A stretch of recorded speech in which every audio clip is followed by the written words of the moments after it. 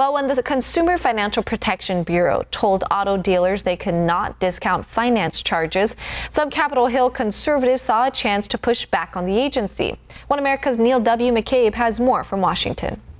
New Hampshire Republican Congressman Frank Guinta said when he found out the CFPB prohibited consumers from negotiating lower finance charges, he needed to protect consumers from the Consumer Financial Protection Bureau. Those discounts come out of the car dealer's commission off the car loan. The Consumer Financial Protection Bureau issued faulty guidance on auto lending back in 2013. As a matter of fact, Dodd-Frank explicitly excludes auto dealers and auto financing from the jurisdiction of the CFPB. The CFPB was part of the Dodd-Frank Financial Services Regulation law passed in 2010. In the law, the Bureau was alienated from normal congressional oversight and has aggressively pushed to extend its reach. I think the consumer should be able to go in and negotiate and try to take advantage of favorable rates, competitive rates.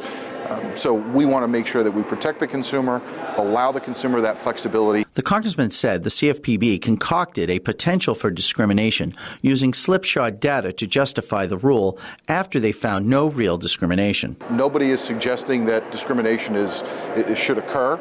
If there is discrimination, there is a process to deal with that. The bill passed the House 332 to 96, with 88 Democrats voting for the bill, including Congresswoman Debbie Wasserman Schultz, the chairwoman of the Democratic National Committee, and 5 Democrats running for U.S. Senate in 2016. I'm very proud of the fact that this passed in such a heavy bipartisan way, 332 votes, but my Democrat colleagues have shared with me personal examples of how they are trying to protect their consumers, their constituents, consumers, from the CFPB in this circumstance.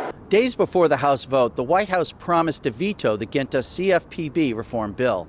But with 42 votes more than needed to override a veto in the House, it is up to the Senate to return auto finance discounts to Americans again.